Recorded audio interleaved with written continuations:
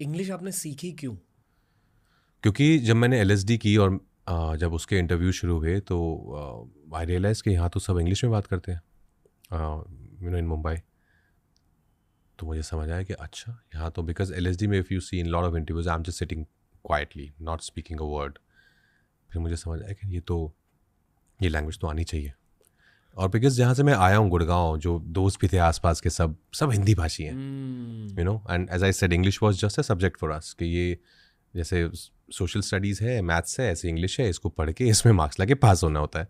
Because कोई भी language आपको बोलने से आती है, आपका एनवायरनमेंट आपको वो लैंग्वेज सिखाता है, और वो कभी था नहीं। फिर यहाँ पे आया तो समझ आया कि ये तो चाहिए। Then of course I started speaking conversing in English with people, टूटी फूटी जैसे भी तोड़ मरोड़ के सुन के बहुत सीखता था मैं सुन के कि अच्छा ये क्या, अच्छा ही के साथ डोंट नहीं आता, ही के साथ डजंट आता है, ओके ओके। तो ये सब सीख के फिर लोगों से पूछता भी था कि एक सेकंड ये आपने यहाँ पे ऐसे क्यों बोला है, अच्छा ओके हाँ। इसके बारे में थोड़ा सा बात करना है क्योंकि ये एक बहुत की स्किल होती है जिसके बारे में हमारे देश में ज़्यादा खुल के बताया नहीं जाता क्योंकि लोग शर्मिंदा होते हैं इंग्लिश ना जानने की वजह से, which is a very weird. ये अपना कॉलोनियल हैंगओवर है कि इंग्लिश नहीं पता है मतलब आप खराब हो। करेक्ट। पर उस थॉट की वजह से लोग पूछते भी नहीं।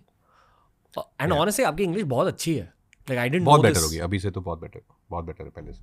बचपन में मैं सभी से हिंदी में बात करता था। स्कूल जाकर जब आप हिंदी में बात करने लगते हो अपने दोस्तों के साथ, आपको थप्पड़ मिलते हैं आपके टीचर्स से। हाँ यहाँ मुंबई में, हाँ, कि आप इंग्लिश में क्यों नहीं बात कर रहे। ओह और थप्पड़ मार मार के ना आपसे वो हिंदी हटाई जाती है थोड़ी सी एटलीस्ट। और मैं कॉन्वेंट स्कूल में था टिल 4th स्टैंडर्ड।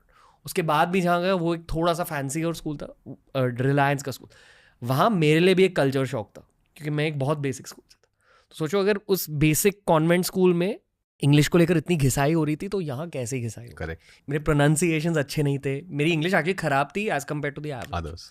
तो घिसाई की वजह से मुझे इंग्लिश इंप्रूव करनी पड़ी, पर ये करते करते ना मेरी हिंदी थोड़ी सी खराब हो गई। करेक्ट क्योंकि आप थप्पड़ खाते थे हिंदी बोलते, प्रैक्टिस आदत छूट गई। हाँ। तो जब हमें यूट्यूब स्टार्ट करना था इन हिंदी, मेरा एक इंग्लिश चैनल था पहले, हमने एक नया जहाँ ये चैनल अभी वो थोड़े टाइम बाद स्टार्ट हुआ और मुझे हिंदी के ट्यूशन्स लेने पड़े टू टॉक ऑन स्क्रीन। क्योंकि आप दोस्तों के साथ बात कर सकते हो, कॉन्वर्सेशनल हिंदी ठीक है, पर जब आपको मैं लोगों को फिटनेस सिखा रहा था या पर्सनल फाइनेंस सिखा रहा था, वो एक जगह पे खड़े होकर खुद स्क्रिप्टिंग करनी होती है। तो नाउ आई फील कि मेरी हिंदी काफ़ी ज़्यादा इंप्रूव हो चुकी है, पर थोड़ा सा वक्त लगा, एफर्ट लगा। और आई फील कि talking to camera for infotainment ये सबसे मुश्किल चीज़ होती है। आपको उसमें तो लैंग्वेज पकड़ बहुत चाहिए आपको। तो इसी को फ्लिप करते हुए मैं आपको इंग्लिश के बारे में पूछना चाहूँगा पूरा A to Z, क्योंकि ये लैंग्वेज सीखना एक बहुत की स्किल होती है करियर में अकॉर्डिंग टू मी। नहीं ऑफ कोर्स आई थिंक क्योंकि इंग्लिश एक यूनिवर्सल लैंग्वेज है, आप कहीं बाहर ट्रैवल भी करते हैं तो it always helps.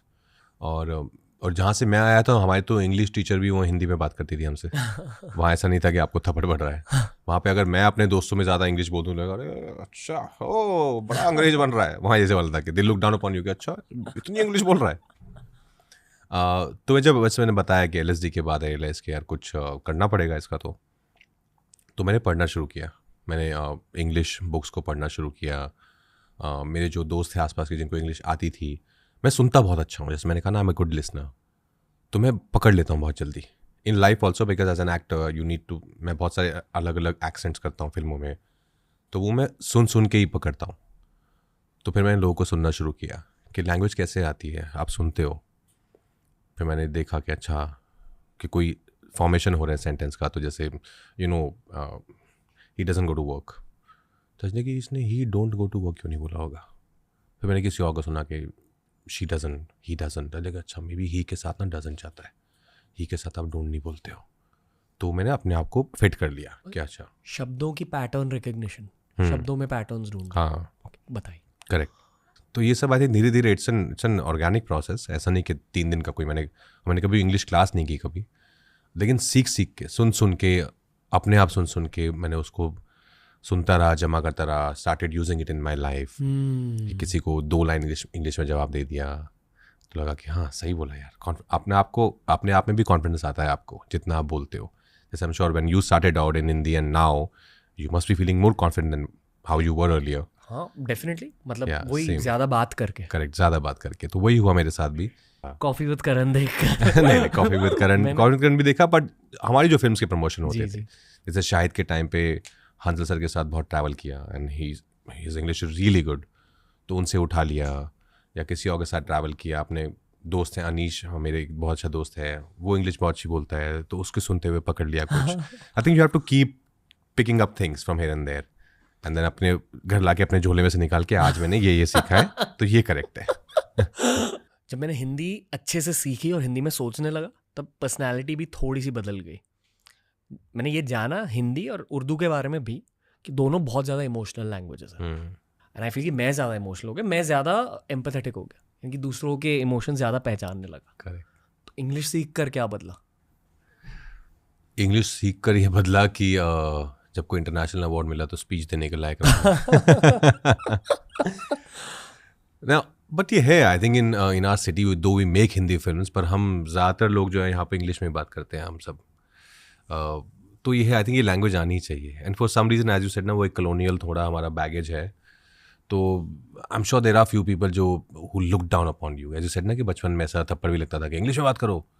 Even now I am sure they can't slap you, but they might look down upon you कि अरे क्या इसको इंग्लिश भी नहीं आती यार, मुंह पे कोई नहीं बोलता होगा, आई एम श्योर।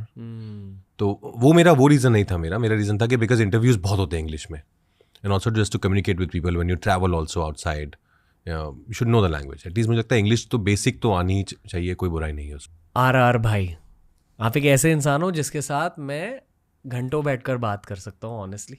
पिछली बार वो एक फॉर्मल सेटिंग थी, ऐसा लग रहा है कि मैं पहली बार आपसे खुल के बात कर रहा हूँ, तो बहुत अच्छा लग रहा है आपके साथ। थैंक यू रणवीर, मुझे भी। बस यही था, आई थिंक हम पॉडकास्ट के एंड तक पहुँच चुके हैं। आप बहुत अच्छे प्रेजेंस हो RR भाई, मतलब जेन्युइनली, क्योंकि as a team also we feel the guest presence. आपका दिल बहुत प्योर है, बहुत साफ है। I was grateful to you then. I'm grateful to you again for your time. No, I'm grateful. Thank you. Thank you, bro. आप भी एक आर्टिस्ट हो, एंड कुछ आर्टिस्ट होते हैं जहाँ उनके आसपास जो प्रोविडेंस है वो दुनिया को भी दिखाई देता है। अक्सर खुद को तो दिखाई देता ही है, पर आपके आसपास की जो भी ब्लेसिंग्स है, पीपल रिकग्नाइज इट। एंड ये मैं as a very deep compliment कहना चाहूँगा। वर्ड्स बेसिक है, but please take the depth of it कि you are here to stay. That's what Thank you. You too. You are here to stay and rule. Thank you. Really appreciate it. Thank you for teaching me a lot just through conversation. Thank you. Likewise. Thank you for your podcasts.